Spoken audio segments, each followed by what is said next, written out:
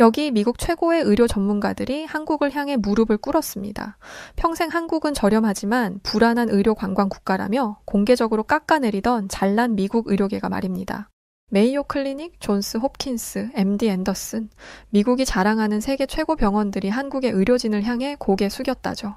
우리는 몇십 년 전 큰 병에 걸려 아프면 미국 병원에 가야 한다고 말했던 시절이 있었습니다. 심지어 TV 드라마에서도 수술을 위해 미국을 찾는 내용들이 종종 나오기도 했었는데요. 그런데 2025년 완전히 모든 상황이 뒤바뀌고 말았죠. 이젠 큰 병을 치료하기 위해 한국을 찾는 반대의 상황이 연출되고 있는 것입니다. 이에 걸맞게 세계보건기구는 한국 의료 시스템을 최고 등급으로 재평가했다는 소식까지 더해졌다죠.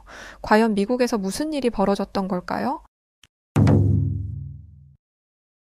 안녕하세요. 저는 마르쿠스 라이트입니다. 48세 미국인으로 의료보험 컨설팅 기업 CEO를 맡고 있죠. 전직 응급의학과 의사이기도 하죠. 제 직업은 의료 시스템을 분석하고 평가하는 일입니다. 항상 데이터와 효율성을 중시했고 미국 의료 시스템이 세계 최고라는 확신이 있었어요. 타국의 의료 시스템은 비용 효율적일 수는 있어도 질적으로는 미국을 따라올 수 없다고 생각하며 살았습니다. 그날도 여느 때와 다름없이 회사에서 국제 의료 시스템 분석 보고서 회의가 있었습니다. 회의실 스크린에는 각국의 의료 시스템 평가 자료가 띄워져 있었죠. 어느 날 이사회 의장이 제게 물었습니다. 마르쿠스, 아시아 지역 평가는 어떻게 됐나요? 일본과 싱가포르는 양호한 편입니다만 한국은 저렴하지만 불안한 국가로 분류했습니다. 의료 관광 마케팅에 집중하고 있지만 중증 질환 처치에는 한계가 있어요. 제 말에 이사들이 고개를 끄덕이며 공감을 했고 아무도 이의를 제기하지 않았어요. 당연한 사실로 받아들였죠. 회의가 끝나고 사무실로 돌아와 업무를 마무리하던 중이었습니다. 아내 케이트로부터 전화가 왔어요. 목소리가 떨리고 있었습니다. 마르쿠스, 지금 당장 병원에 와줘. 에밀리가 가슴이 철렁 내려앉았습니다. 딸 에밀리는 14살이었고 평소 건강했던 아이인데 최근 복통을 호소해 검사를 받고 있었습니다. 결과가 나온 듯했고 아내의 떨리는 목소리에 불길한 기운들이 느껴졌어요. 저는 곧장 병원으로 향했고 병원에 도착하자 아내가 눈물 범벅인 얼굴로 저를 맞았습니다. 주치의인 존슨 박사는 심각한 표정으로 검사 결과를 보여주었어요. 희귀성 간내 담관암입니다. 매우 드문 케이스예요. 그 말을 듣는 순간 정말 제 세상이 무너져 내리는 것 같았습니다. 데이터와 수치로만 환자를 대하던 제가 이제는 환자 가족이 되었죠. 딸의 간에 있는 종양 사진을 보며 머릿속이 하얘졌습니다. 저는 떨리는 목소리로 물었어요. 치료 방법은요? 아니 어떻게 해야 하나요? 애가 고작 14살인데 뭐 어떻게 해야 할까요? 현재 상태로는 수술이 최선이지만 종양의 위치가 매우 복잡해요. 솔직히 말씀드리자면 위험성이 너무 큽니다. 그날부터 미국 최고의 병원들을 찾아다녔어요. 메이오 클리닉, 존스 홉킨스, MD 앤더슨까지 다 돌아다녔지만 결과는 모두 동일했습니다. 모두 수술 불가 판정이었죠. 딸의 종양은 너무 위험한 위치에 있었고 현재 미국 내 기술로는 안전하게 제거할 수 없다는 겁니다. 세 번째 병원의 의사가 말했어요. 통계적으로 수술 성공률이 30% 미만입니다. 항암 치료로 시간을 벌면서 다른 대안을 찾아보는 것이 좋겠습니다. 하지만 항암 치료로는 완치가 어렵다는 것을 저는 너무나 잘 알고 있었습니다. 전 의사였으니까요. 딸의 상태는 날이 갈수록 악화되었고 저는 점점 절망에 빠지기 시작했죠. 그러던 어느 날 의학 논문을 검색하던 중 우연히 발견한 한 연구 결과가 눈에 들어왔습니다. 간내 담관암에 대한 새로운 미세 수술 접근법이라는 제목의 논문이었죠. 저자는 서울대학교 병원의 외과 교수팀이었습니다. 논문에 따르면 비슷한 케이스에서 성공적인 수술 사례가 있었어요. 한국의 병원이라니 믿기 어려웠습니다. 제가 그토록 낮게 평가했던 나라였으니까요. 하지만 딸의 생명이 위태로운 상황에서 모든 가능성을 열어두어야 했습니다. 논문을 출력해 케이트에게 보여주었어요. 한국이라고? 당신이 늘 말하던 그 저렴하고 불안한 나라 한국을 말하는 거야. 지금 상황이 어떤지 당신이 제일 잘 아는 거잖아. 맞지? 그런데 한국을 논하는 거야? 제 말에 아내는 의아했지만 저는 그런 아내를 설득시키려 했습니다. 그래, 나도 의심스럽지만 지금까지 우리가 본 의사 중 누구도 수술을 시도하려 하지 않았어. 이건 어쩌면 유일한 희망일지도 몰라. 그날 밤 에밀리의 병실에서 저는 계속해서 논문을 읽었습니다. 수술 방법, 성공률, 후속 치료까지 실패한 케이스도 있었지만 미국에서는 아예 시도조차 하지 않았던 수술이었어요. 창밖으로 보이는 병원 불빛들을 바라보며 생각했습니다. 미국이 최고라는 제 오랜 신념이 처음으로 흔들리고 있었고, 어쩌면 그렇게 무시하던 한국이라면 딸아이를 살릴지도 모른다는 희망이 들기도 했어요. 다음 날 아침 아내에게 한국 의료진과 연락해보자고 제안했습니다. 반신반의하는 표정이었지만 아내도 지푸라기라도 잡고 싶은 심정이었어요. 논문의 교신 저자인 김민중 교수에게 에밀리의 의료 기록과 함께 이메일을 보냈죠. 솔직히 답장이 올 거라는 기대는 크지 않았습니다. 미국 의사들도 포기한 케이스를 한국에서 받아들일 리 없다고 생각했으니까요. 그런데 놀랍게도 불과 12시간 만에 답장이 왔습니다. 김 교수는 에밀리의 의료 기록을 검토했고 화상 상담을 제안했어요. 화상 상담에서 김 교수는 에밀리의 상태가 심각하지만 수술이 가능할 수도 있다고 했습니다. 라이트 씨, 종양의 위치가 매우 위험한 건 사실입니다. 하지만 저희가 개발한 미세 혈관 우회수를 적용하면 수술이 가능할 것으로 보입니다. 믿을 수 없었어요. 미국의 유명 병원들이 모두 불가능하다고 했던 수술을 한국에서는 시도해볼 수 있다니 저는 곧장 물었습니다. 성공률이 어느 정도인가요? 비슷한 케이스에서 저희 팀의 성공률은 약 65%입니다. 물론 위험이 없는 것은 아니지만 아무것도 하지 않는 것보다는 훨씬 나은 선택입니다. 상담이 끝나고 아내와 심각하게 논의를 했고 제 동료들에게도 자문을 구했죠. 대부분은 회의적이었어요. 친한 동료 의사는 제게 이런 말을 하기도 했습니다. 마르쿠스, 한국은 의료관광 국가일 뿐이야. 이런 중증 수술은 무리가 아니겠어? 지금 상황이 절박한 거 너무 잘 알지만 그래도 한국은 아니지 않을까? 마케팅에 현혹되지 마. 실제 의료 수준은 미국과 비교할 수 없을 거라고. 모두들 비슷한 의견을 냈지만 아내의 의견은 달랐습니다. 우리가 무슨 선택권이 있어? 미국에서는 모두 포기했잖아. 에밀리를 살릴 수 있는 유일한 방법이면 시도해봐야 하는 거 아니야? 아내의 말이 맞았습니다. 이미 에밀리의 상태는 점점 악화되고 있었어요. 황달이 심해졌고 통증도 증가했습니다.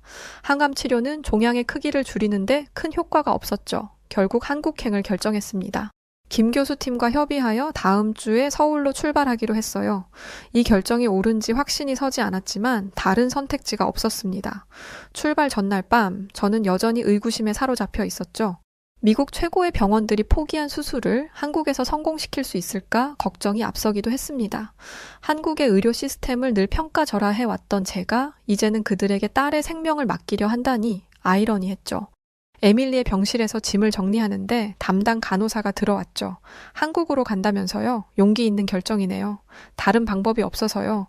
김민중 교수님 알아요. 국제학회에서 몇 번 뵌 적 있어요. 굉장히 뛰어난 외과 의사예요. 좋은 결과 있기를 바랄게요. 간호사의 말에 조금 안심이 되었습니다. 적어도 김 교수는 국제적으로 알려진 의사인 듯 했으니 말이죠. 14시간의 긴 비행 끝에 인천공항에 도착했습니다. 공항은 깨끗하고 효율적이었어요. 병원에서 보낸 전용 차량이 우리를 기다리고 있었습니다. 의료관광 코디네이터라는 박 씨가 영어로 우리를 맞이했습니다. 라이트 가족분들 한국에 오신 것을 환영합니다. 에밀리는 괜찮으신가요? 네, 비행 중에는 진통제를 맞아서 좀 잤어요. 호텔에 짐을 두시고 바로 병원으로 가겠습니다. 김 교수님이 오늘 첫 상담을 기다리고 계세요. 서울 시내를 지나는 동안 창밖으로 보이는 현대적인 도시 경관에 놀랐습니다. 제가 상상했던 한국과는 달랐어요. 도착한 병원은 거대한 최신식 건물이었습니다. 로비는 마치 고급 호텔 같았고 전자 안내 시스템이 곳곳에 설치되어 있었죠.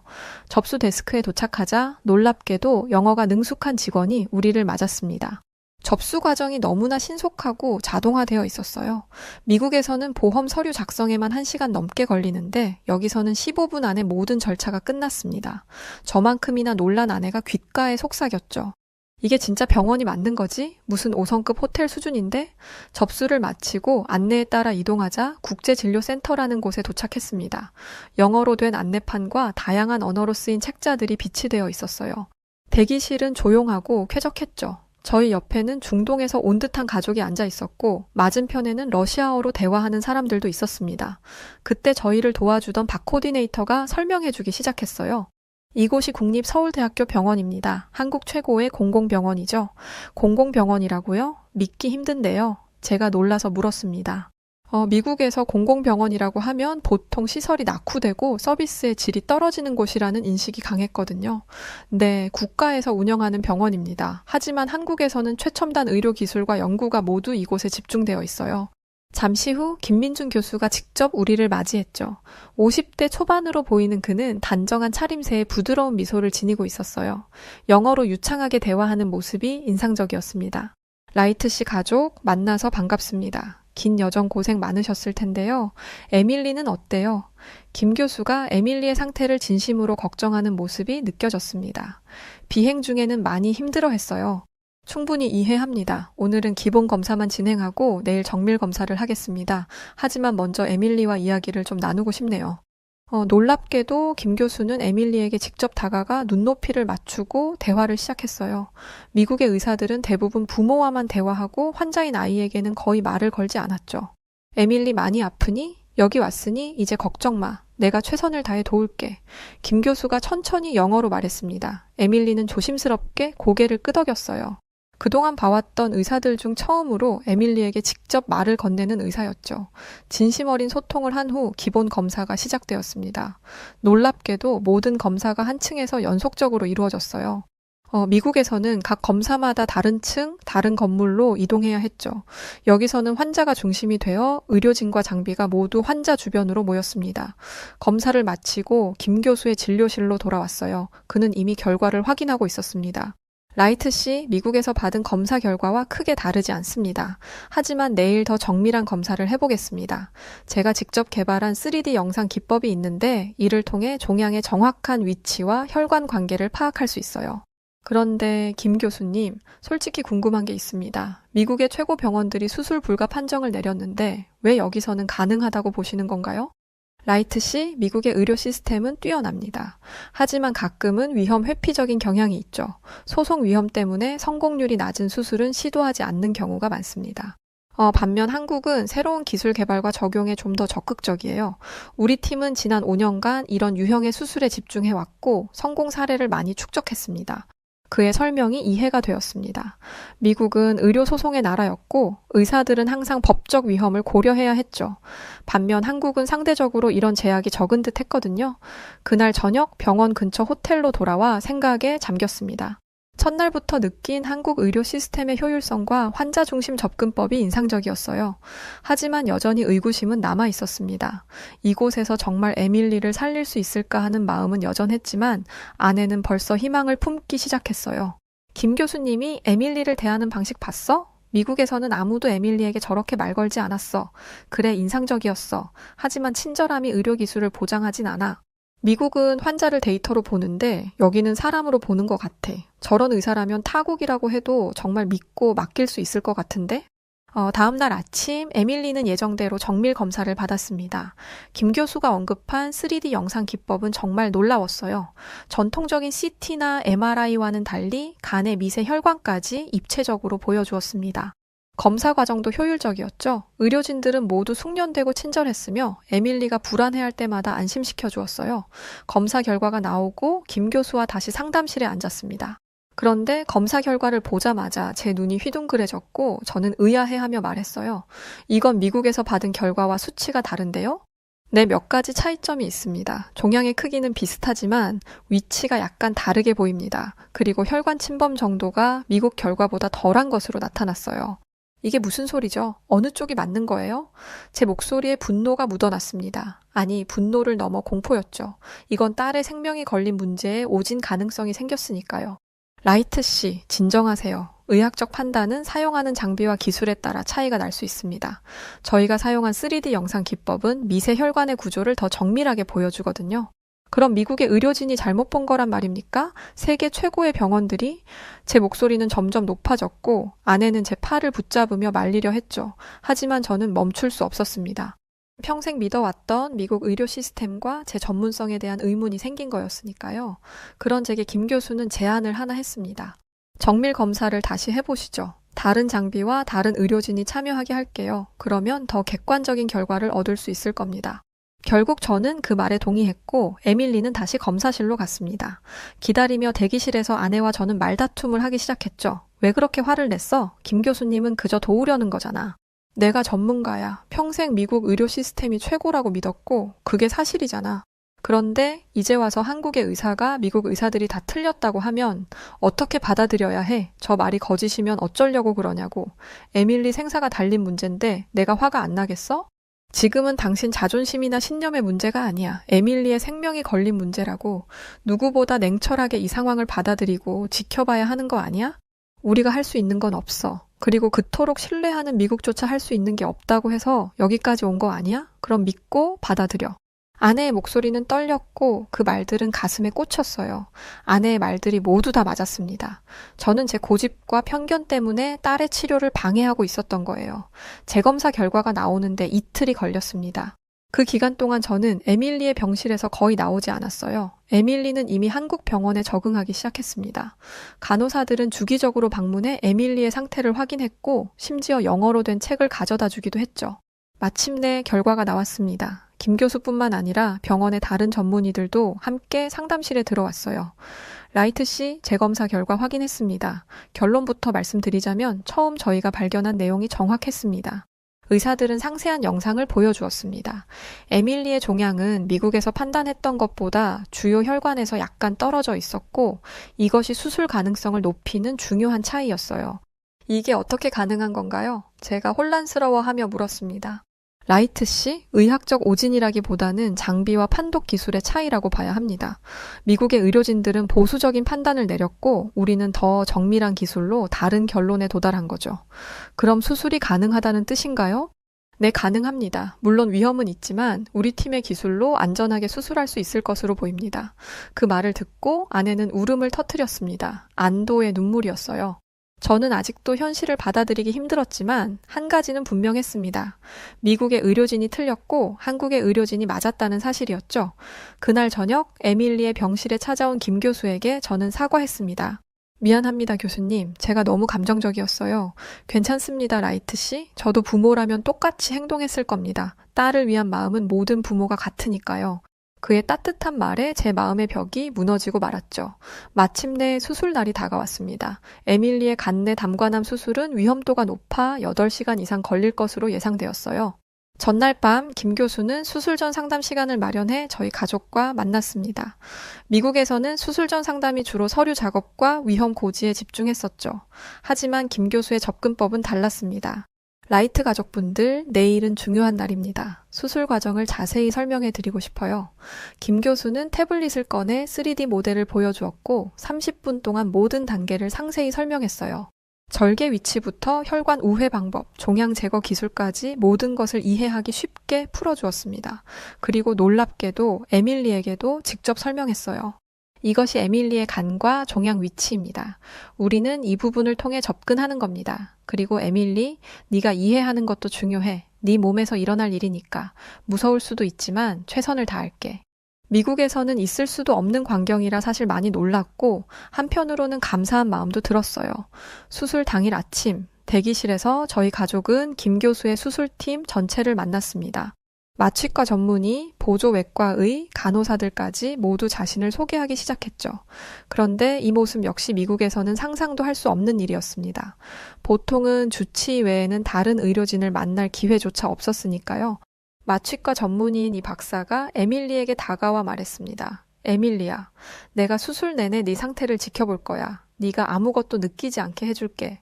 잠시 푹 자고 일어나면 아주 건강해질 거야. 걱정하지 마. 수석 간호사인 박수 간호사는 아내의 손을 잡고 말했어요. 부모님들도 수술팀의 일부입니다. 부모의 믿음과 긍정적인 에너지가 에밀리에게 큰 힘이 됩니다. 아이에게 눈물보단 웃음을 보여주세요. 그래야 에밀리가 힘을 낼 수 있을 겁니다. 그 말이 믿기지 않았습니다. 미국에서는 환자 보호자도 치료의 일부라는 개념이 거의 없었거든요. 그저 대기실에서 결과를 기다리는 사람들일 뿐이었죠. 에밀리가 수술실로 들어가기 전 저와 케이트는 마지막 포옹을 했습니다. 에밀리의 눈에 눈물이 고였지만 용기 있게 웃어 보였어요. 괜찮을 거야, 아빠. 김 교수님이 날 살릴 거래. 자고 일어나면 건강해질 거라고 했으니까 엄마랑 아빠랑 울지 말고 있어. 푹 자고 올 테니까. 에밀리의 말에 가슴이 찢어지는 것 같았습니다. 하지만 한편으로는 놀라웠어요. 에밀리가 의사를 신뢰하고 있다는 사실이 말이죠. 미국에서는 병원과 의사를 두려워했던 에밀리였는데 이제는 달라져 있었습니다. 수술실 입구에는 유리창이 있어서 밖에서도 안을 볼 수 있었어요. 김 교수의 배려로 저희는 특별히 수술에 들어가기 전까지 대기실의 과정을 지켜볼 수 있었습니다. 여기에 더불어 저는 유리 너머로 수술 과정을 모니터링할 수 있었어요. 의사인 제게 해줄 수 있는 배려였던 것이죠. 물론 모든 것을 이해할 수는 없었지만 의사로서의 제 경험을 통해 대략적인 진행 상황은 파악할 수 있었죠. 수술이 시작되고 놀라운 광경을 목격했습니다. 수술실은 마치 완벽하게 조율된 오케스트라 같았어요. 김 교수는 지휘자였고 다른 의료진들은 각자의 파트를 완벽하게 수행하는 연주자들이었습니다. 말 한마디 없이도 서로가 필요한 것을 알아차리고 건네주는 모습이 인상적이었어요. 팀워크들이 정말 대단하네. 아직 수술이 들어가기도 전인데 마치 무슨 단체로 연주를 하는 것 같은데? 미국 수술실에서 제가 경험했던 것과는 완전히 달랐습니다. 미국에서는 외과 의사가 절대적인 권위자였고 다른 의료진은 그저 지시를 따르는 사람들이었죠. 하지만 여기서는 모두가 동등한 팀원으로서 존중받는 느낌이었습니다. 수술 중반 위기 상황이 발생했고 심장이 떨어지는 줄 알았죠. 에밀리의 혈압이 급격히 떨어지기 시작했습니다. 모니터의 경고음이 울리기 시작했죠. 그 순간 보였던 의료진들의 대응은 경이로웠습니다. 혼란이나 공포 없이 마치 이미 준비된 것처럼 각자의 역할을 수행했어요. 마취과 의사가 즉시 조치를 취했고 간호사는 필요한 약물을 준비했습니다. 김 교수는 잠시 수술을 멈추고 환자의 상태를 확인했어요. 그들은 몇 마디 말만 교환했지만 완벽하게 소통하고 있었습니다. 저는 의사로서 저런 위기 상황을 여러 번 경험했었어요. 보통은 긴장감과 약간의 혼란이 있기 마련인데 이 팀은 달랐습니다. 마치 하나의 유기체처럼 움직이고 있었어요. 10분 후 에밀리의 상태는 안정되었고 수술은 계속 진행되었습니다. 그 모습을 지켜보며 제 눈에서 눈물이 흘러내렸어요. 이제야 비로소 이해했습니다. 한국의 의료 시스템이 왜 이런 어려운 수술을 시도할 수 있는지, 그리고 왜 성공률이 높은지를 말이죠. 정말 대단하네. 감동적이잖아. 저 팀워크와 전문성은 미국에서는 보기 힘든 광경이야. 수술은 예상보다 길어져 9시간 반이 걸렸습니다. 마침내 김 교수가 수술복을 입은 채로 저희에게 다가왔어요. 그의 얼굴에 피로가 역력했지만 눈은 빛나고 있었습니다. 수술은 성공적이었습니다. 종양을 완전히 제거했고 주변 조직 손상도 최소화했어요. 에밀리는 이제 회복실로 옮겨질 겁니다. 그 순간 저는 참았던 감정이 폭발해 김 교수를 껴안았습니다. 보통의 저라면 절대 하지 않았을 행동이었지만 그 순간만큼은 냉정하고 실용적인 의료 컨설턴트가 아닌 그저 딸을 살린 의사에게 감사하는 아버지였어요. 흐느끼며 말했습니다. 고맙습니다. 정말 고맙습니다. 이건 저 혼자 한 일이 아닙니다. 모든 팀원들이 함께했죠. 그리고 에밀리도 정말 용감했어요. 에밀리가 회복실로 옮겨지고 저희는 딸의 상태를 지켜볼 수 있었습니다. 마취에서 깨어나는 과정은 항상 힘들지만 간호사들의 세심한 케어가 인상적이었어요. 그들은 단순히 생체 징후만 확인하는 것이 아니라 에밀리의 불편함을 미리 예측하고 대응했습니다. 그날 밤 병원 복도를 걸으며 저는 깊은 생각에 잠겼습니다. 제가 한국 의료 시스템에 대해 얼마나 편견을 가지고 있었는지, 그리고 얼마나 잘못된 판단을 했는지 깨달았어요. 이곳의 의료진들은 단순히 기술적으로 뛰어난 것이 아니라 진정한 팀워크와 환자 중심의 철학을 가지고 있었습니다. 수술 후 에밀리는 중환자실에서 이틀을 보내고 일반 병실로 옮겨졌습니다. 미국이었다면 적어도 일주일은 중환자실에 있었을 텐데 한국에서는 환자의 상태가 안정되면 빨리 일반 병실로 옮겨 정상적인 환경에서 회복을 돕는다고 했죠. 김 교수의 설명에 따르면 이것이 심리적 회복에도 도움이 된다고 합니다. 한국 병원의 일반 병실은 미국과 달랐습니다. 방은 작았지만 놀랍도록 효율적으로 설계되어 있었어요. 창문으로는 햇빛이 충분히 들어왔고 침대 옆에는 보호자용 간이 침대도 마련되어 있었습니다. 미국에서는 보호자가 불편한 의자에서 밤을 새워야 했죠. 간병인 제도도 인상적이었습니다. 한국 병원에서는 환자 가족이 원하면 전문 간병인을 고용할 수 있다고 했어요. 처음에 저는 거절했습니다. 미국에서는 간호사가 모든 것을 담당하니까요. 저희가 직접 돌볼 수 있습니다. 그러나 현실은 달랐습니다. 24시간 내내 에밀리 곁을 지키는 것은 생각보다 훨씬 힘들었어요. 에밀리가 화장실을 가거나 몸을 씻을 때 도움이 필요했고 밤에는 통증으로 자주 깨어났습니다. 하루가 지나자 아내와 저는 지쳐가기 시작했고 전문 간병인이 아니라 그런지 에밀리도 힘들어했죠. 그때 병실 청소를 하러 온 직원이 우리 상태를 보고 물었습니다. 간병인 쓰지 않으세요? 외국 분들은 힘드실 텐데. 저는 고개를 젓고 괜찮습니다 라고 답했지만 그녀는 걱정스러운 눈빛으로 저희를 바라봤어요. 청소 직원은 일을 마친 후에도 병실에 남아 에밀리에게 말을 걸었습니다. 언어 장벽에도 불구하고 그녀는 손짓과 간단한 영어 단어로 에밀리와 소통했어요. 심지어 휴대폰 번역기까지 꺼내어 대화를 이어갔습니다. 정말 예쁘게 생겼구나. 너무 훌륭하고 대단하다, 에밀리. 그녀가 에밀리의 머리를 쓰다듬으며 말했죠. 이렇게 소통을 해준다는 것 자체가 참 신기하게만 보였습니다. 평범한 청소부라고 생각했는데 에밀리가 깨어있는 걸 보자 미소를 지으며 대화를 하기 시작했죠. 제 딸은 아직 한국어를 몰랐지만 그 따뜻한 표정만으로도 뭔가를 느꼈는지 웃음을 지었어요. 청소부는 주머니에서 작은 종이학을 꺼내 에밀리에게 건넸습니다. 이건 어제 접어왔어요. 우리나라에선 병이 빨리 나으라고 종이학을 접어주는 풍습이 있거든요. 저는 놀라움을 감추지 못했습니다. 미국에서 병원 청소부가 환자에게 이런 정성을 보이는 광경은 본 적이 없었어요. 그분은 청소를 마친 후에도 에밀리와 5분 정도 소통하며 종이 접기를 가르쳐 주었습니다. 직업의 경계를 넘어 환자를 사람으로 대하는 모습이었죠.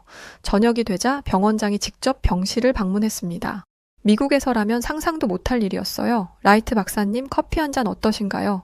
시간 내주셔서 감사합니다. 근데 이런 건 미국에선 보기 힘든 일이에요. 회복은 약보다 사람의 온기가 더 중요할 때가 있습니다. 의학적 치료만큼 환자가 느끼는 안정감도 중요하죠. 그렇게 1시간 가까이 대화를 나눴습니다. 그는 환자의 가족도 치료의 일부라고 설명했어요. 병원이 질병만 치료하는 곳이 아니라 사람을 회복시키는 공간이라는 철학이었죠. 다음 날 에밀리의 병실에 젊은 간호사가 들어왔습니다. 평소와 달리 의료 도구가 아닌 작은 기타를 들고 있었어요. 음악 치료 시간입니다. 어떤 노래를 좋아하세요? 에밀리의 눈이 반짝였습니다. 딸은 평소 좋아하는 팝송을 말했고 간호사는 악보도 없이 그 노래를 연주하기 시작했죠. 제 딸이 병원 침대에서 미소 지으며 노래를 따라 부르는 모습을 보니 가슴이 뭉클했습니다. 미국의 효율성 중심 시스템과 달리 이곳은 회복에 필요한 사람의 시간을 아끼지 않았어요. 회복이란 단순히 병을 물리적으로 치료하는 것 이상의 의미를 가진다는 걸 깨달았습니다. 이곳은 병원이 아니라 진정한 의미의 회복의 집이었어요. 퇴원날이 되었습니다. 라일라는 휠체어에서 일어나 간호사들에게 걸어가 안아주었어요. 불과 3주 전만 해도 걷는 것조차 힘들어하던 제 딸이었습니다. 지금은 환하게 웃으며 인사를 나누고 있었죠. 감사함을 표현하려는데 제 목소리가 살짝 떨렸습니다. 전문가로서의 냉정함을 유지하려 했지만 쉽지 않았어요. 정말 감사합니다. 여러분이 아니었다면 정말 힘들었을 겁니다. 아니, 우리 에밀리를 살리지 못했을 거예요. 정말 진심으로 감사합니다. 라이트 씨, 우리는 그저 우리의 일을 했을 뿐입니다. 에밀리의 회복은 스스로의 강인함 덕분이고 부모님의 보살핌 덕분이죠. 간호사 한 명이 작은 선물 상자를 에밀리에게 건넸습니다. 우리 모두가 준비한 작은 선물이야, 에밀리. 잊지 말고 약 시간 꼭 지키고 오래도록 기억할게. 다음에는 건강한 모습으로 또 보자. 에밀리는 상자를 열어보았습니다. 안에는 한국 전통 매듭으로 만든 작은 팔찌와 간호사들이 모두 서명한 카드가 들어있었어요. 미국에서라면 이런 개인적인 선물은 병원 규정상 제한되는 일이었죠. 이거 정말 예뻐요. 절대 잊지 않을게요. 너무 감사했습니다. 병원 로비에서 우리는 다른 의료진들과도 작별 인사를 나눴습니다. 놀랍게도 수술실 간호사부터 영상의학과 기사까지 라일라의 치료에 관여했던 많은 사람들이 모여 있었어요. 그들은 마치 오랜 친구를 떠나보내듯 따뜻하게 인사했습니다. 병원을 나서는 길에 김 교수가 저를 따로 불렀습니다. 라이트 박사님, 한 가지 부탁이 있습니다. 네, 말씀하세요. 미국으로 돌아가시면 라일라의 사례를 꼭 공유해 주세요. 이런 수술이 필요한 다른 환자들에게 희망이 될 수 있으니까요. 당연히 그럴 겁니다. 사실 제가 부끄러운 고백을 하나 해야 할 것 같아요. 처음에 저는 한국 의료 시스템을 신뢰하지 않았습니다. 하지만 지금은 달라요. 알고 있었어요. 라이트 박사님의 표정에서 다 보였죠. 하지만 그런 의심은 자연스러운 겁니다. 공항으로 가는 택시 안에서 제 아내가 손을 꼭 잡았습니다.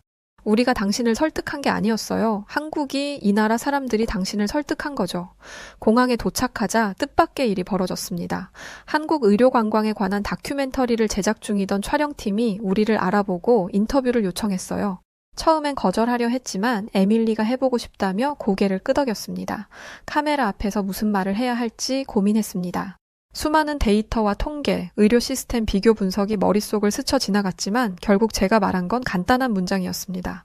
한국 병원이 제 딸을 살렸습니다. 그리고 그 과정에서 의료의 본질을 다시 생각하게 해주었죠. 비행기에 오르며 창밖으로 서울의 마지막 풍경을 바라봤어요. 이제 미국으로 돌아가 많은 것을 바꿔야겠다는 생각이 들었습니다. 시스템을 넘어 사람을 먼저 보는 의료, 우리도 배워야 할 시간이 왔다고 느꼈어요.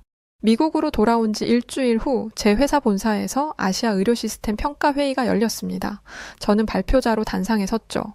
회의실에는 의료보험 업계의 주요 인사들이 모여 있었습니다. 오늘 제가 발표할 내용은 한국 의료 시스템에 관한 것입니다.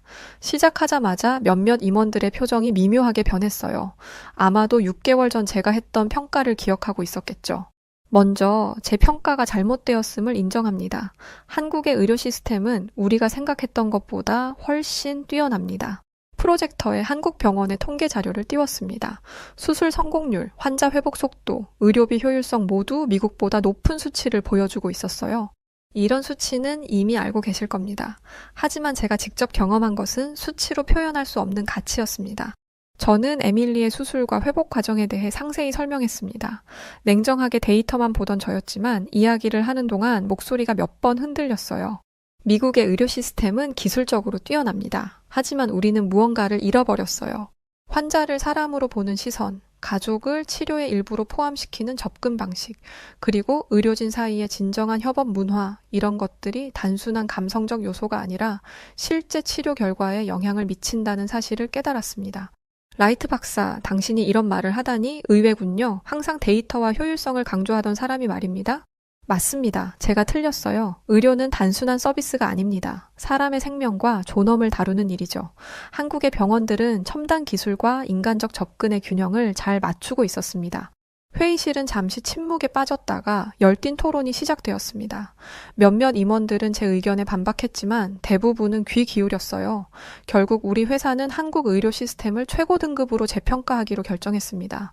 회의가 끝나고 사무실로 돌아와 창밖을 바라봤어요. 뉴욕의 높은 빌딩들 사이로 분주히 움직이는 사람들이 보였어요.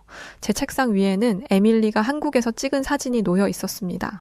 병원 의료진들과 함께 찍은 사진이었죠. 그날 저녁 집에 돌아와 에밀리의 회복 상태를 확인했습니다. 에밀리는 침대에 앉아 한국어 책을 보고 있었어요.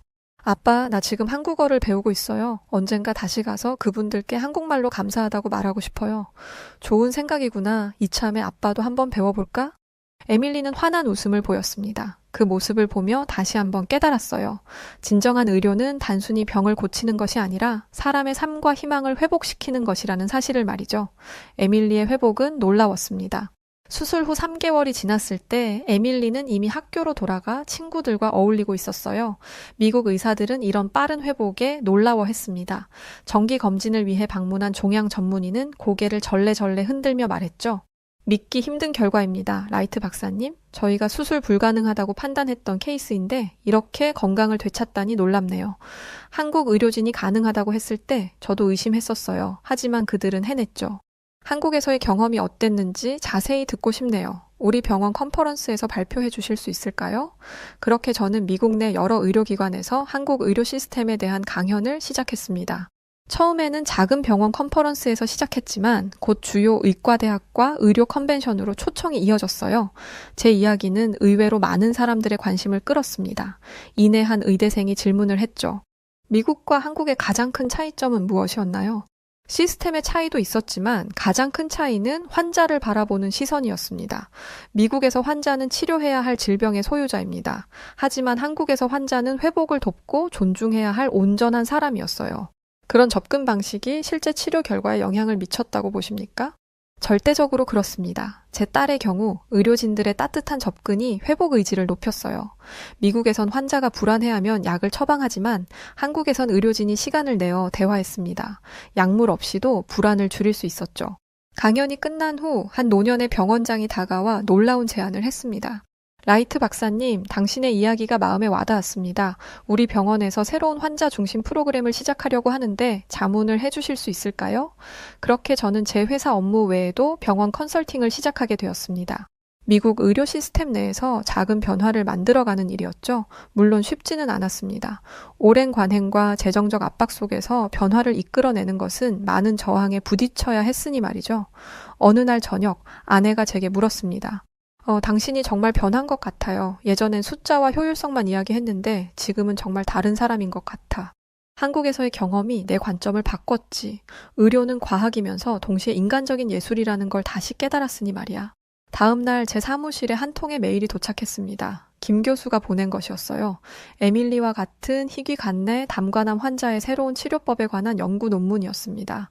그는 제게 공동 연구를 제안했어요. 이 이메일 마지막 문장이 특히 인상적이었습니다. 라이트 박사님, 우리는 서로의 장점을 배울 수 있습니다. 미국의 연구 자원과 한국의 환자 중심 접근법이 결합된다면 더 많은 생명을 구할 수 있을 것입니다. 저는 즉시 답장을 보냈습니다. 이것이 단순한 개인적 경험을 넘어 의료 시스템의 진정한 변화를 가져올 첫걸음이 될 수 있다고 생각했거든요. 어느덧 에밀리의 수술 후 1년이 지났습니다. 저희 가족은 감사 인사와 정기 검진을 위해 다시 한국을 방문했어요. 인천공항에 도착했을 때 에밀리가 가장 먼저 뛰어나갔죠.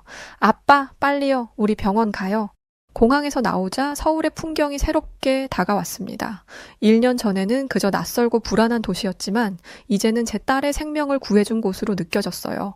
택시에서 보이는 한강, 빼곡한 아파트들, 그리고 분주히 움직이는 사람들 모든 것이 다르게 보였습니다. 병원에 도착하자 김 교수와 간호사들이 우리를 반갑게 맞아주었습니다. 에밀리는 그토록 열심히 준비해온 한국어로 인사했어요.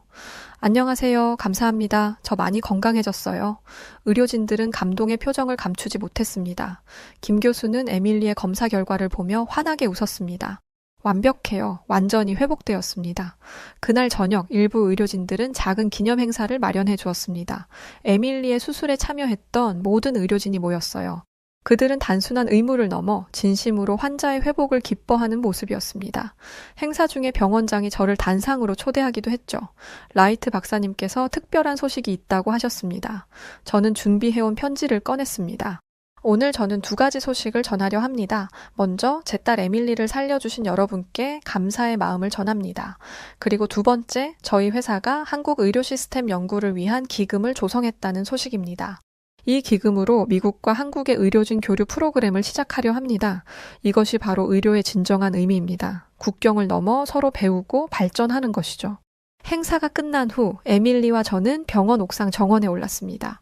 서울의 밤 풍경이 아름답게 펼쳐져 있었어요. 그때 에밀리는 반짝이는 2눈으로 저를 보며 말했습니다.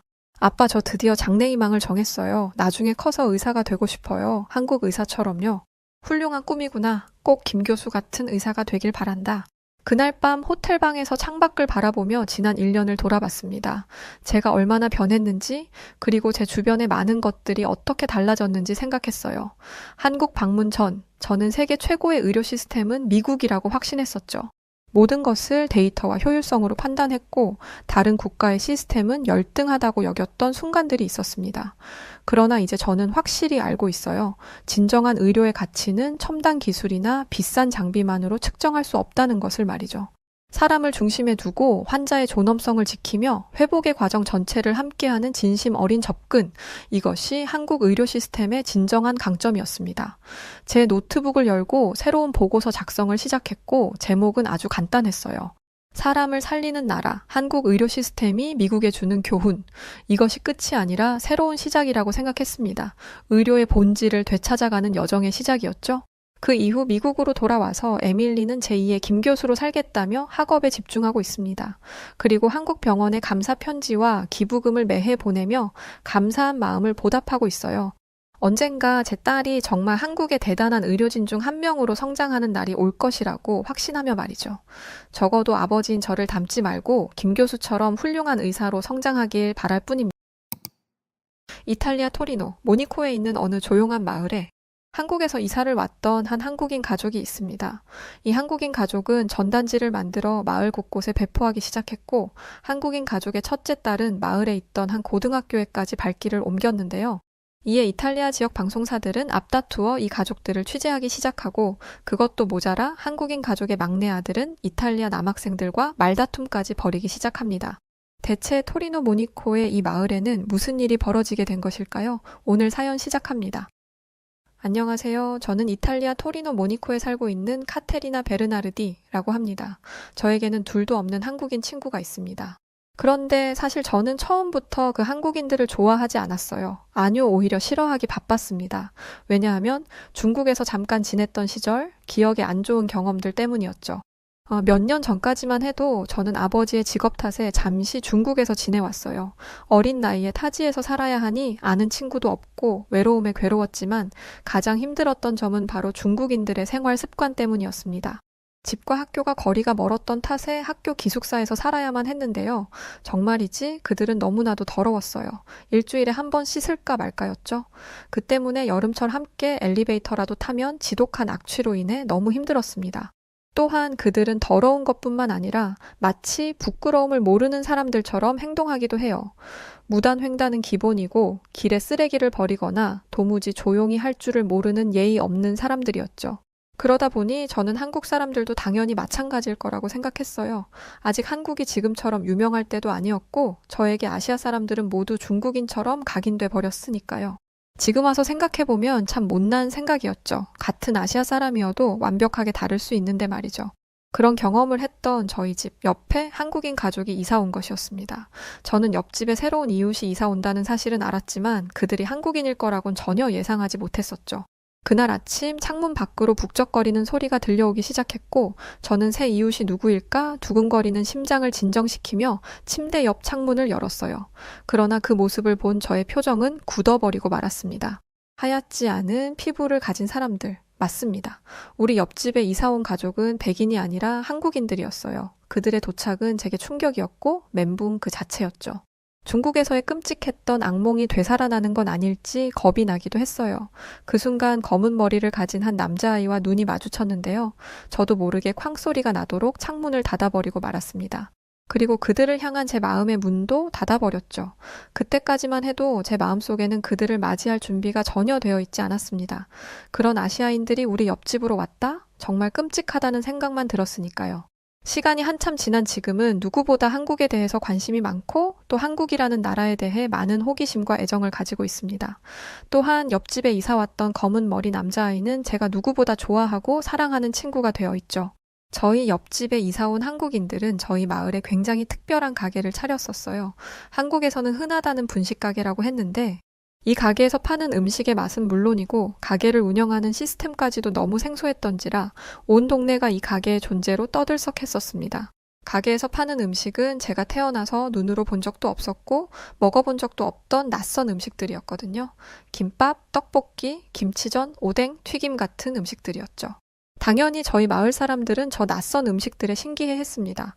저도 저희 부모님이 음식을 한 번은 사온 적이 있으셔서 집에서 먹어보게 되었는데 굉장히 맛있었어요. 그래서인지는 몰라도 저희 마을에서 굉장히 인기가 많았습니다. 그런데 맛보다 이 한국인들이 운영하는 가게가 인기 있었던 이유는 따로 있었어요. 바로 배달 시스템이었죠. 저희 이탈리아에는 배달 문화가 크게 발달되어 있지 않아요. 보통은 식재료를 사려고 주에 한 번 날을 잡아 차를 움직여 큰 마트로 가거나 식당을 찾는 경우가 일반적입니다. 그런데 이 한국인 가족은 전단지를 만들더니 마을을 돌아다니며 사람들에게 나누어 주기 시작했고 이 전단지에는 배달이라는 독특한 시스템을 가지고 있으니 음식이 필요하면 전화만 달라던 거였어요.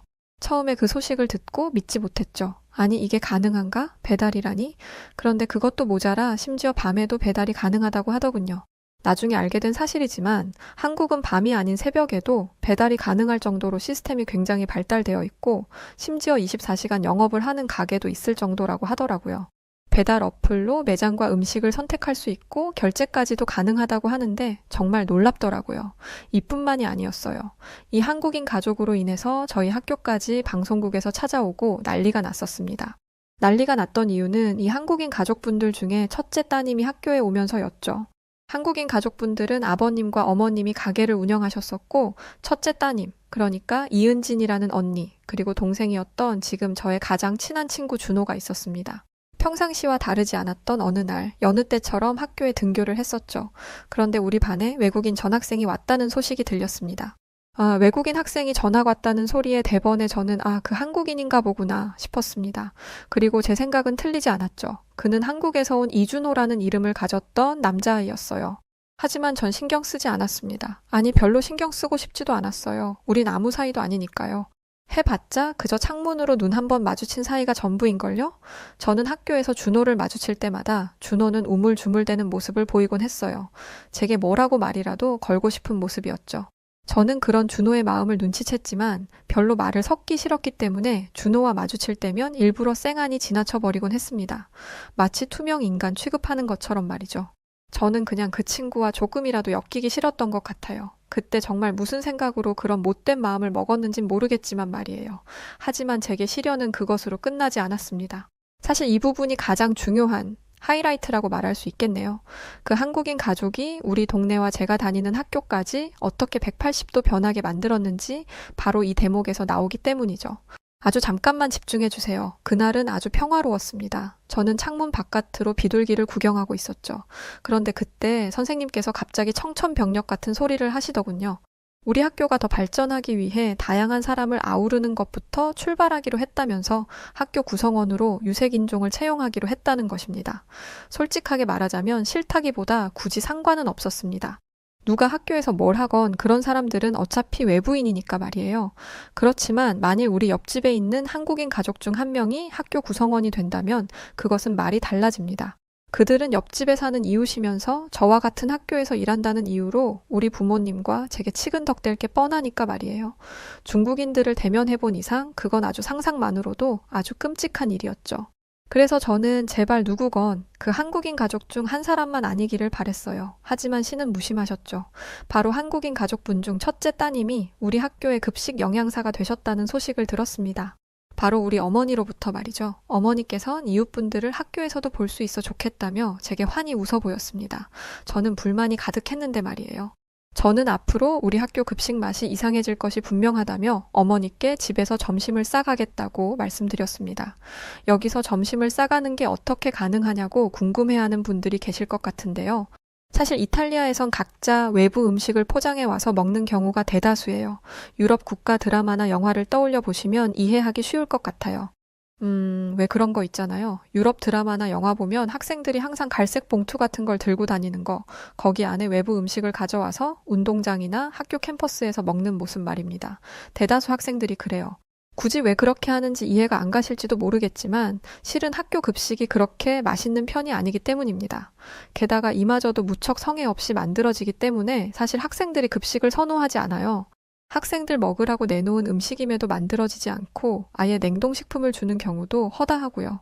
하지만 저는 급식의 맛이 없을지언정 어찌됐든 돈을 내고 먹는 음식이니 꾸역꾸역 먹던 학생 중 한 명이었습니다.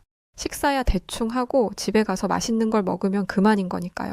그런데 이젠 정말 급식을 먹지 않을 이유가 생긴 것이죠. 이탈리아인도 맛없게 만드는 급식을 한국인이 어떻게 바꿀 수 있을까요?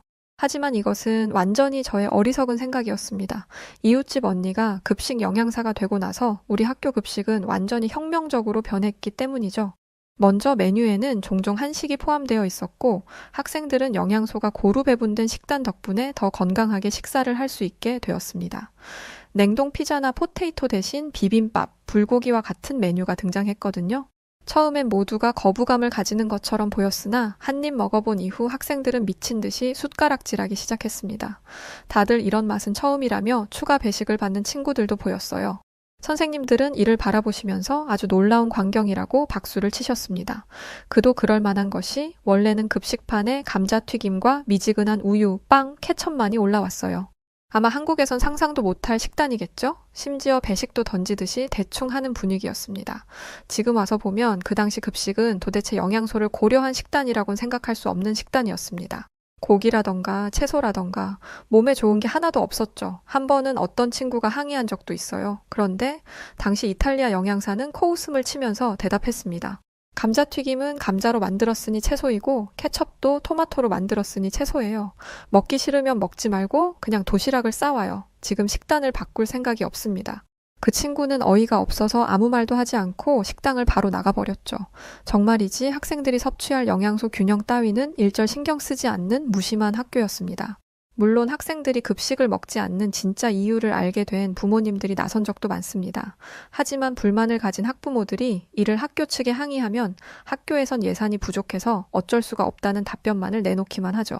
어찌됐든 한국인 언니가 오고 나서는 완전히 달라졌어요. 이전에는 다 합쳐서 두세 가지 종류의 음식이 나왔는데 지금은 적어도 네다섯 개의 음식이 나오고 있으며 심지어 요즘은 6가지 정도의 음식을 만들고 학생들이 선택해서 먹을 수 있도록 새로운 시스템을 도입했거든요. 또 확실히 이전보다 고기, 기름진 음식이 덜 나오는 게 눈에 보였습니다. 학생들은 갑자기 급식이 새롭게 바뀐 게 놀랍다며 매우 좋아하는 모습이었어요. 몇몇 친구들은 새로 바뀐 학교의 급식이 미쳤다며 급식 사진을 찍어 다른 지역에 있는 친구들이나 부모님께 보여드리기도 했어요. 그 소식을 들은 사람들은 당연히 깜짝 놀랐죠. 매일 이렇게 나온다고? 하면서 말입니다.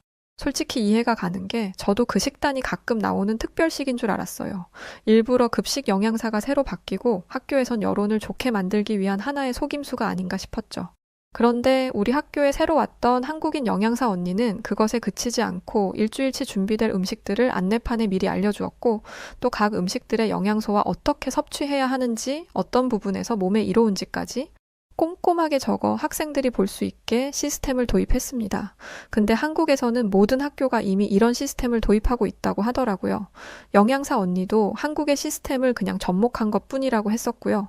뿐만 아니라 이런 시스템과 기본 급식 구성에 가끔 디저트까지 함께 주는데 정말 디저트 나오는 날은 너무 행복하더라고요. 한 번 나오니까 또 디저트가 언제 나오나 기다려지기까지 했으니까요.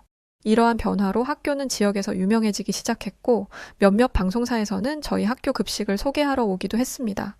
그리고 주변 학교가 비교되면서 그들도 급하게 한국인 영양사를 채용하는 모습을 보이기도 했어요. 저희 마을에서는 한국인 아저씨와 아주머니가 운영하는 분식 가게로 대박이 났고 학교는 큰 따님이었던 은진이 언니가 학교 영양사로 오면서 학교도 큰 이슈를 불러온 것이었죠. 은진이 언니는 방송국 촬영 왔던 인터뷰에서 한국처럼 여러 가지 반찬이라고 불리는 것을 메뉴에 넣는 것이 핵심인데 이 반찬들이 다양한 영양분들을 채워줄 수 있고 이건 한국에서 너무 당연한 거라면서 겸손하게 대답했지만 이탈리아 입장에서 봤을 때는 그리고 우리가 바라봤을 때는 이건 완전히 혁명이었어요. 한국 학생들은 매일 같이 이런 급식을 먹을 거라고 생각하니 너무나 부럽더군요. 게다가 이런 급식을 돈 내고 먹는 것이 아닌 모두 국가가 지원해주기 때문에 무료라는 점도 신세계였죠. 학교에선 카메라가 자주 보였어요. 지역 방송국에서 나온 기자들은 앞다투어 한국식 급식을 취재하기 위해 마이크를 내밀었죠. 그도 그럴 것이 완전히 센세이션한 변화였으니까요. 그뿐만이 아니었어요. 영양사 언니의 부모님이 운영하셨던 분식가게 역시 배달이라는 특별한 문화를 마을에 시도했으니 이 역시 지역 방송국들은 취재하기 위해서 나타났고 말 그대로 온 동네가 난리가 났었습니다. 학교의 분위기는 완전 달라졌어요. 학생들은 점심시간을 목 빠지게 기다리고 수업 마치기 전 오늘 급식 메뉴가 무엇인지 안내판을 보고 오는 게 당연해졌습니다. 학생들이 돈을 내고도 급식을 잘 먹지 않아 매번 급식실이 횡비어 있었는데 이젠 꽉 차서 줄을 서서 먹어야 할 정도가 됐어요. 특히 더 먹으려고 추가 배식을 할 때 그 모습이 정말 특별했죠. 건강은 물론 맛까지 다 잡으면서 학교의 전반적인 급식 수준이 아주 올라갔습니다. 당연히 급식에 대한 수요도 폭발적이었어요. 학교에서도 놀랐다고 하더군요. 그러면서 지금까지 문제가 얼마나 심각했는지 몰랐고 이 부분에 소홀했던 점이 부끄럽다고 더 노력하겠다는 공지를 띄웠죠. 학부모님들 역시 좋은 반응을 보이셨어요. 더 이상 도시락을 싸주지 않아도 돼서 너무 좋다. 우리 아이가 전과 다르게 키도 더 큰 것 같고 건강해진 것 같다. 와 같은 말들이었습니다. 학교만 변화가 생긴 건 아니었습니다. 가끔씩 한식이 급식에 나오다 보니 한식의 매력에 푹 빠진 학생들이 집에 가면 같은 음식을 해달라고 했나 봅니다. 어머니들은 골머리를 앓았죠.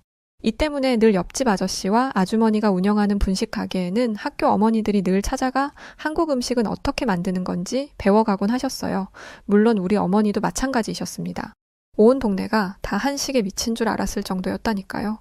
심지어 저는 한 달 내내 한식만 먹었던 적도 있습니다. 된장찌개부터 김치찌개, 부대찌개까지 온갖 찌개 종류는 다 먹어봤어요. 한 번은 한국식 냉동 만두에 빠져서 가끔 장을 보러 가면 냉동 만두만 10봉지를 사서 처리하기 곤란했던 적이 한두 번이 아닙니다. 이 때문인지 저도 한국 음식에 관심이 생기기도 했는데요. 군것질을 좋아하는 편이라 한국의 유명한 과자들을 많이 먹어봤어요. 그리고 한국 라면도 장난 아니게 맛있었죠. 원래 매운 걸 못 먹는 편인데 라면이 너무 맛있어서 자꾸 먹다 보니 내성이 생겼는지 매운 소스를 한 봉지 다 넣어도 이젠 괜찮다니까요. 처음엔 반도 넣지 못했는데 말이죠. 어쨌든 이렇게 엄청난 변화가 있는 것은 모두 저희 마을로 이사 온 한국인 가족 덕분이었습니다. 솔직히 처음엔 한국인들이 유명해진 게 마음에 들진 않았습니다. 중국대의 기억 때문이었죠. 그리고 그 아들이 저와 같은 반이었으니까요. 준호는 한순간에 인기 스타가 됐습니다. 제 입장에선 좀 그랬죠. 솔직히 말하자면 탐탁치 않은 친구가 인기가 많아졌는데 좋아할 사람이 있을까요?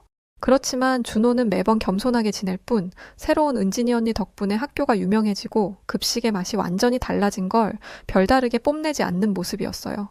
오히려 친구들이 더 난리였거든요. 확실히 준호는 학교를 같이 다니면서 겪어보니 제가 중국에서 만났던 중국인들과는 아주 많이 다른 것을 느낄 수 있었죠. 항상 깔끔하고 청결했고 학교에서도 성적이 우수했습니다. 또한 늘 준호는 꾸밈 없이 솔직했었고 그것도 모자라 늘 겸손한 모습을 유지했거든요. 늘 쌀쌀맞게 저는 대했지만 그럼에도 언제나 친절한 모습만 보여줄 뿐이었어요. 그렇게 점점 닫혔던 저의 마음이 열렸던 탓일까요? 아니면 분위기 때문일까요? 왜인지 학교 사람들이 모두 한국인들을 칭찬하는 분위기이다 보니 저도 모르게 바라보는 시선이 달라졌던 것 같습니다. 어쩌면 가까워져도 좋겠다는 생각까지 들었거든요. 그렇게 시간이 어느 정도 지난 후 변화한 급식 덕분에 저는 아주 건강해졌습니다. 실은 아주 왜소한 체형을 가지고 있었거든요. 너무 마른 것이 심한 콤플렉스였죠. 주변 친구들을 따라서 러닝도 하고 요가와 같은 운동들도 했는데 워낙에 말랐던 터여서인지 저는 건강한 몸이 만들어지지가 않았었어요. 체력도 매우 약했거든요. 그래서 건강한 몸매를 가진 친구들을 볼 때면 저도 모르게 비교가 돼 스트레스를 많이 받았었어요. 사실 여자도 완전 마른 체형의 사람이 비만인 사람들이 받는 스트레스에 못지않게 많은 스트레스를 받고 있거든요. 그런데 오히려 이런 부분을 내색하려고 들면 오히려 넌 축복받은 줄 알아. 혹은 누구 놀리니? 이런 식의 반응을 자주 들었어요. 하지만 건강과 영양소를 고려해 잘 짜여진 식단을 매일 먹다 보니 전 확실히 이전과 달라져 있었습니다. 식단 자체가 건강해서 그런지 아무리 많이 먹어도 살이 찌지 않고 오히려 체형이 좋아진다는 편에 가까워졌어요. 예전에는 음식만 보면 솔직히 체격과 체중 때문에 스트레스 받았었는데 지금은 맛있다는 생각이 들기 시작하고 음식을 먹는 것에 맛이 들리기 시작했죠. 확실히 키도 컸고요. 그래서 부모님께서 굉장히 좋아하셨습니다. 그러던 어느 날 저에게 육체적인 변화 말고 정신적인 변화를 맞게 되는 큰 일이 벌어지게 됩니다. 중국에서의 기억 때문에 그렇게 피해만 왔던 준호와 가까워지게 된 사건을 마주했거든요. 사실은 부끄럽지만 저는 학교에서 힘든 시간을 보내고 있었어요. 학교에서 악동이라고 불렸던 마이클을 포함한 못된 친구들로부터 괴롭힘을 당하곤 했죠. 마이클은 물리적인 힘뿐만 아니라 말로도 저를 괴롭혔습니다. 학교 끝나고 좀 놀자는데 싫어? 야, 그나마 나나되니까 너랑 만나준다고 하는 거야. 너 같은 게 어디 평생 남친이나 만들 수 있겠냐?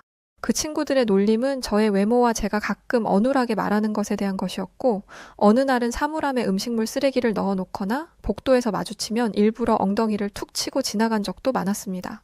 하지만 그 친구들을 건드렸다간 집까지 찾아와 저를 괴롭힐 것이 뻔했기 때문에 매번 침묵으로 응했어요.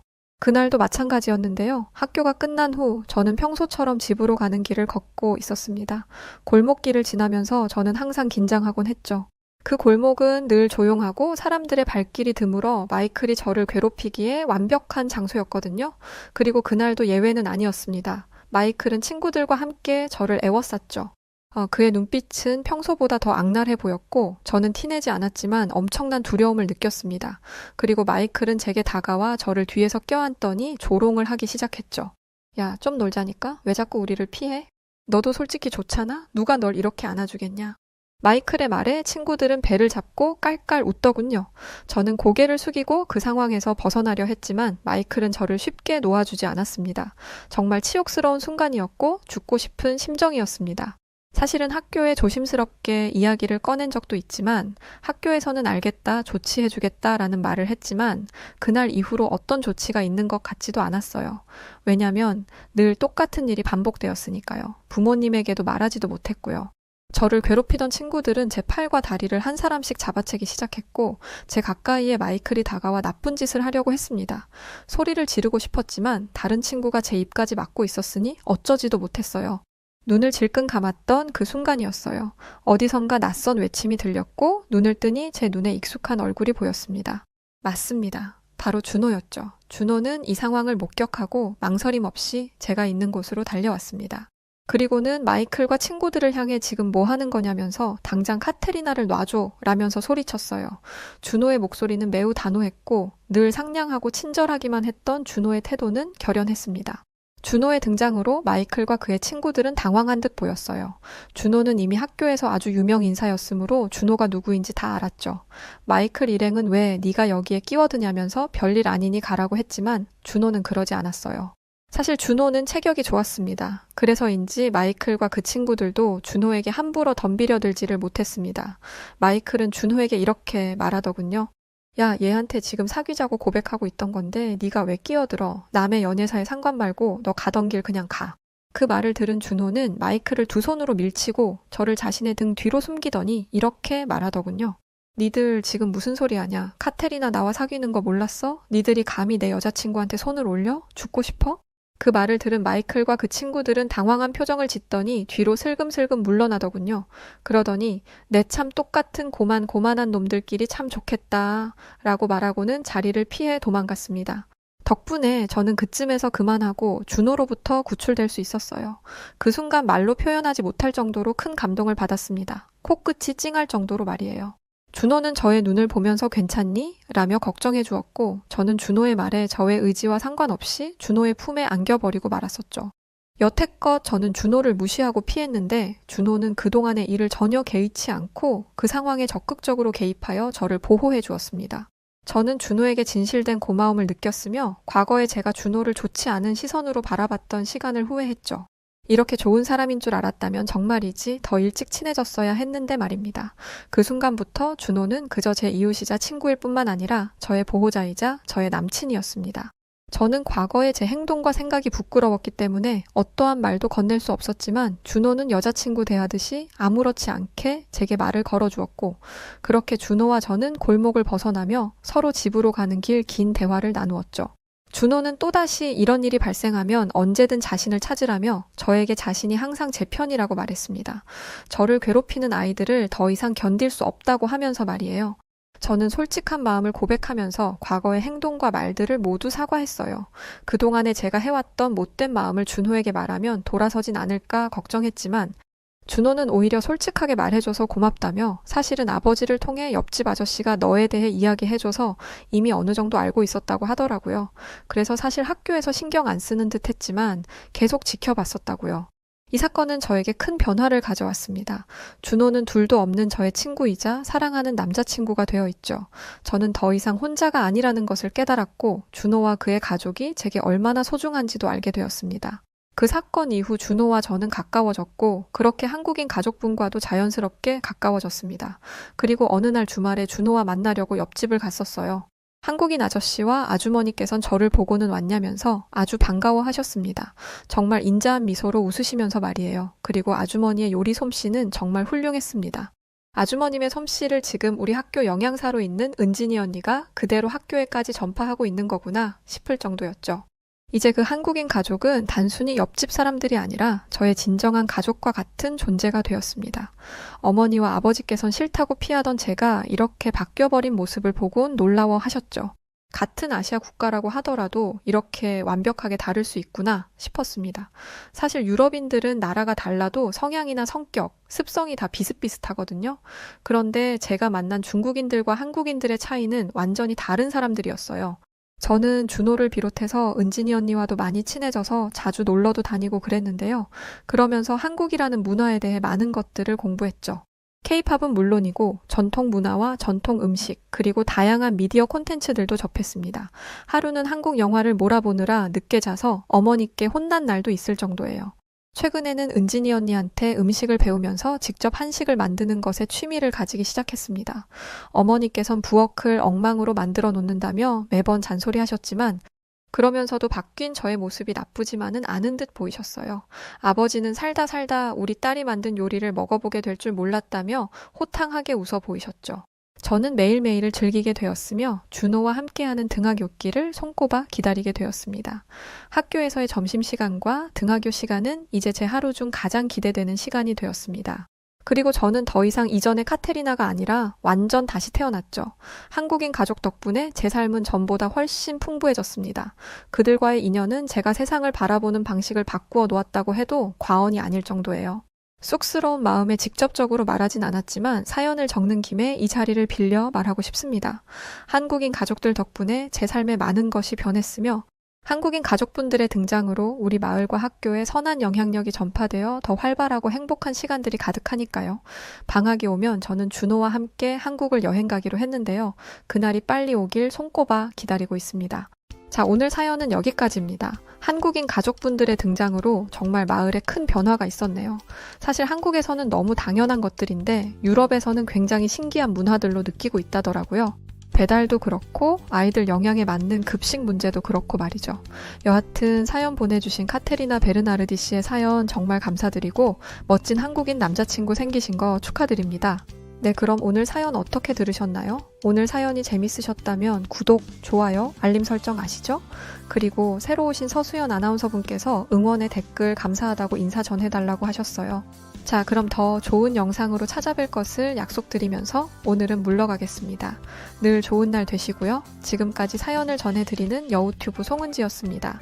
끝까지 시청해주신 분들 모두 고맙고 진심으로 감사합니다. 사랑합니다. 당신만의 여우